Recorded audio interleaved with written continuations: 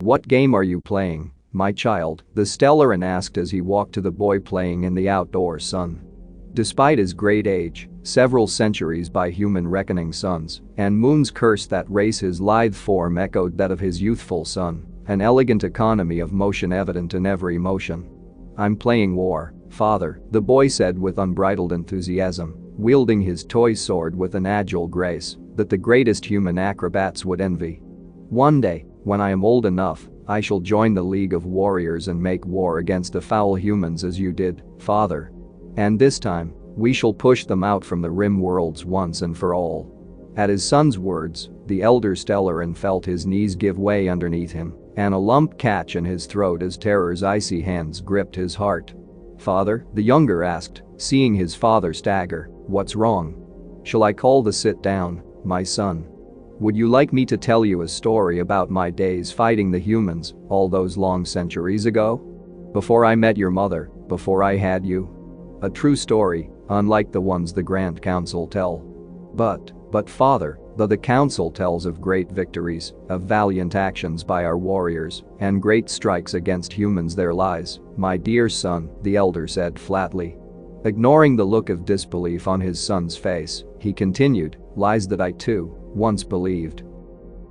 The council tells us that the humans started the war, that their race wished to complete what they started when they drove us, the Duerfin and the Uruk, off the homeworld, and they did so by attacking Vilson, Gilead, and Terranil. The council tells of valiant last stands, heroic actions and a final assault against the rampaging humans that drove them off our worlds, did they not? I told you, my child, they are lies. In truth, we began the war. Vilson, Gilead and Terranil were the worlds where we gathered our troops. I, myself, was born on Terranil. You should have seen us, my child. 20,000 of our world's finest, standing arrayed with gleaming armor, protected by the finest force fields, armed with lancer blade and fission bows. We knew that we would later be joined by 50,000 more warriors from Vilson and Gilead's leagues. Our first and only target was the human world of Lee's world. We mocked the name, mocked the humans' lack of creativity, and we thought it a simple enough matter to throw them off the world and claim it for our own. We had superior technology, and no race travels faster in space, in the sky, or on the ground than we. We landed and struck suddenly, taking the token garrison entirely by surprise. It was a sparsely settled world, and after a week, we had thought the world pacified. We were wrong. The human assault came soon after those 2 months. A massive fleet, yet a fraction of their entire Imperial forces, soon emerged into space above us and immediately began landing troops. My child, have you seen a human drop army deploying? Ship after ship dropping soldiers on rocket packs, raining armies from above. For so long, our masters have had the techno-sorcery of teleportation. We simply didn't consider humans, with their absolute lack of magic, would resort to such methods to deploy their armies, and while our masters and captains teleported to wherever they were needed most, there were simply too many humans in too many places to fight. Oh yes, that's right, my child, too many humans. Not even 70,000 warriors could fight them. It sounds unbelievable only to those who have never faced a human army. Tell me, how many soldiers do you think they dropped?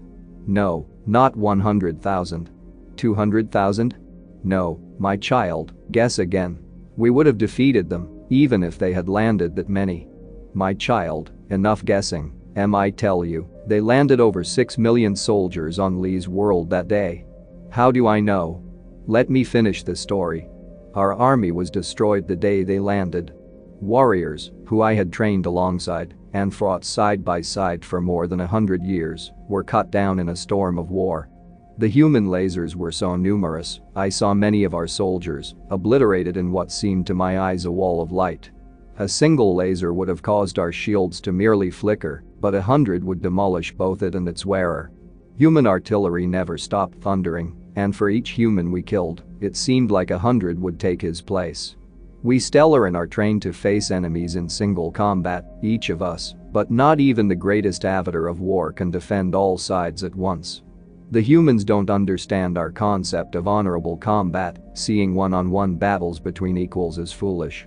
Instead, they struck at our supply lines, poisoned our food and drink, broadcast loud propaganda at night to disrupt our rest, let loose vermin that carried plagues their bodies could withstand, and we could not, and when all that was done, take potshots from afar at us with snipers and drones. Only when we were truly weakened did their assaults come. We did not force the humans off our worlds, my son, they forced us off theirs. They proceeded to bomb, then raze Vilson, Gilead, and Terranul while they ignored our entreaties for peace. They burned the world trees of each world, rendering each world magicless for centuries to come. The valiant struggles by our warriors to chase them off.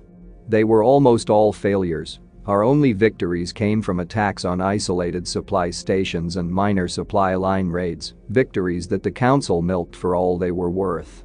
In the end, only after their appetite for vengeance was settled, did the humans leave, bought off, yes, bought off by the council with technosorcerous secrets and slaves. Don't believe me? I was held imprisoned after the assault, one of only a few hundred of our forces sent to war. I met your mother in that prison, you know. A galleon. She outranked me, but in there, we were all equals. You and she are the only good things that came from that war, and I thanks the stars and moons every day that I was so blessed. We were released and walked through the holds of the human transports so that we could see who we made war with and the cost of doing so, and thus bring the news back to our worlds.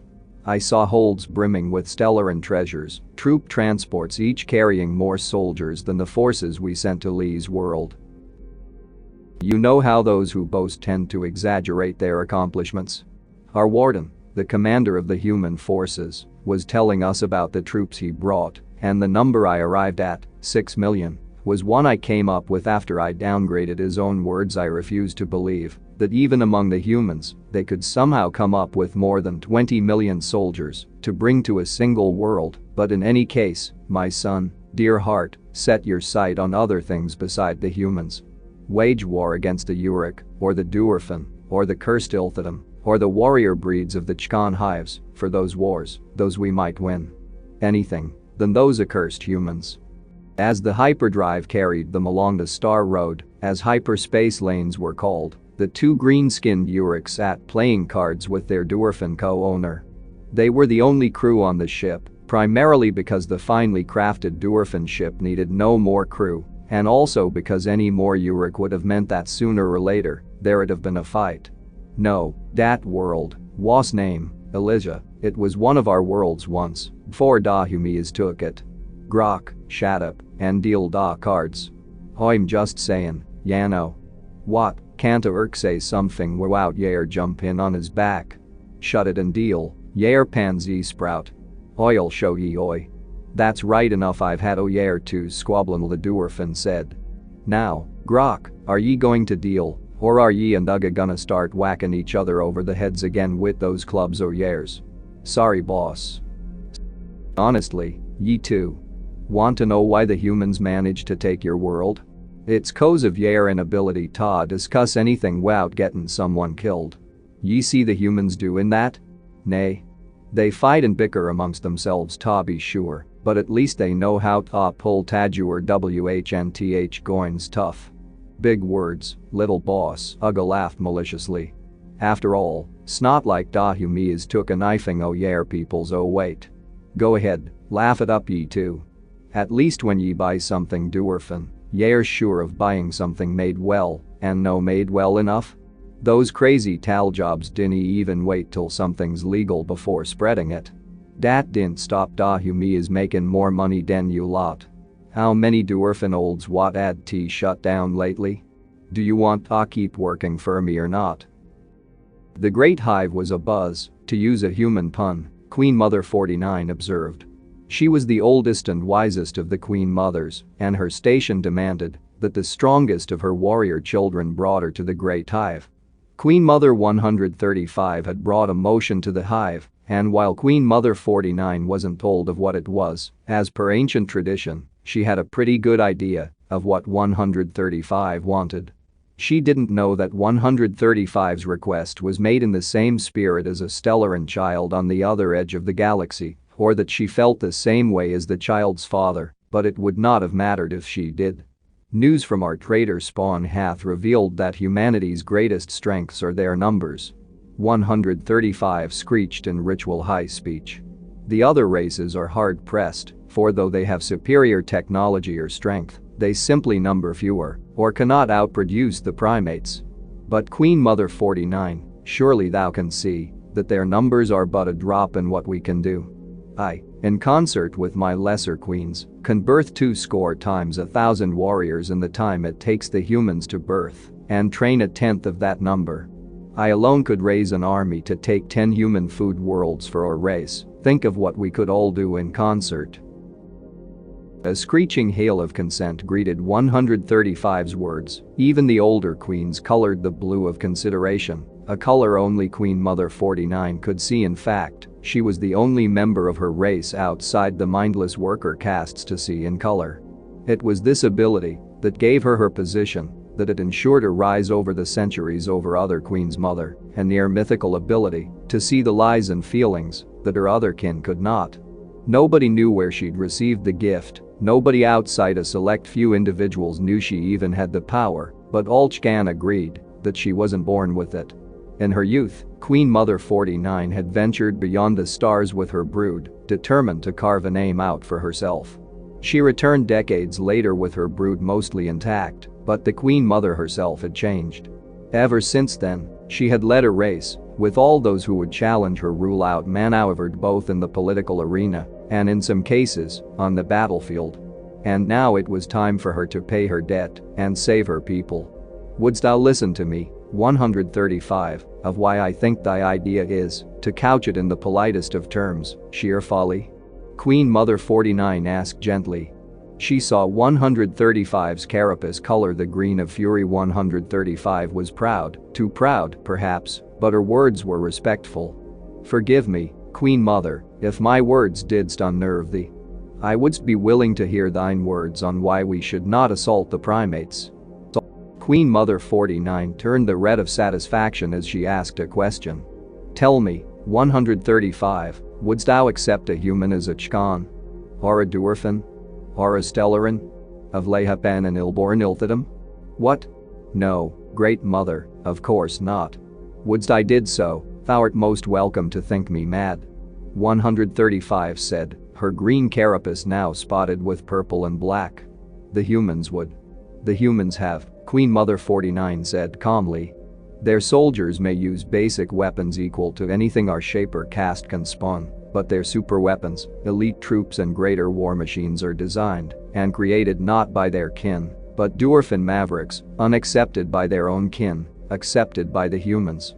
Uric warriors, hungering not for bloodshed, but the camaraderie of fellow warriors, serve alongside Ilthidum warrior sorcerer auxiliaries in human armies, and both often reach high command. Stellarin can be found navigating their most important ships, either because they cannot take the structure of Stellarin society, or because they have found human mates impossible. Disgusting? But true, Queen Mother 91. The other races doth speak of the humans' blatant speciesism, but reality, humans accept far more of other races than we, theirs. Fight any one race, if each of us were alone, but can we outmaneuver Stellarin navigators? Can our sorcery compete with Ilthidum mastery of the Ninefold Path? Hath our warriors suddenly evolved carapaces that can withstand Uric strength, or our hives withstand dwarfin weapons? For if we wage war on humans, all this we shall surely face, for they are willing to see those not of their kind as equals, not paid help or mercenaries.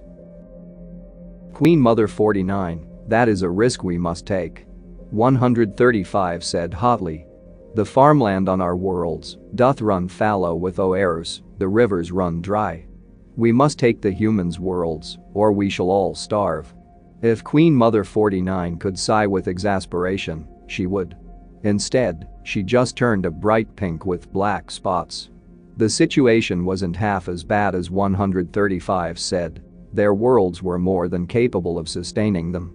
What she didn't have was that feeling of glory in her carapace, that fire burning within her fluids that told her she was worth something. What 135 had, in fact, was the same desire that Queen Mother 49 had when she was young, and her memories drifted back. She broke off. She had to focus on the here and now. I hath considered this question, Queen Mother 135, and though I will displease thee, but the sole island of sanity in the ocean of madness that would descend on us ere we go to war. Queen Mother 49 knew it was not all that intelligent to insult 135, especially with the young queen practically frothing at the mouth, but to hell with that bitch. And what plan is this, Queen Mother 49? 135 asked, the hostility of her bright green carapace coloring her voice slightly now. She was speaking low speech now, too agitated to bother with high speech, and uncaring of the political fallout more evidence of her youth, Queen Mother 49 realized, mentally taking back her bitch remark. We have them help us, Queen Mother 49 said simply. With human technology aiding them, our workers can harvest food far better than we could ever before. And how are we to do that, Queen Mother 49? 135 asked. If not through conquest? For the only other way would be to join their alliance. There was silence, and the Hive burst into an uproar. Even so, Queen Mother 49 observed with red satisfaction that there were many blues in the chamber. Several hours later, Queen Mother 49 was carried out of the Hive, having successfully argued for a trial membership with both sides, Chkan and human, exchanging limited resources for a while, the mutual relationship providing for a closer relationship should the need arise. As her warriors carried her to her bioship, she allowed herself to reminisce of leading her armies off into space, wanting to carve out her own empire. Of meeting a human trading fleet and being awed by both the sheer power of the fleet and the diversity of the crew. Of trading food, resources, and most importantly, bioengineered compound eyes instead of weapons fire. She lifted one of her clawed arms, the talons at its end currently retracted. Of one human, James, helping her adapt to the new, terrifying world of color. Of James, the skilled, but poor doctor, giving of his skills generously, without fear or favor, the claw came out, and Queen Mother 49 allowed herself to be lost in the memories the simple gold ring brought back.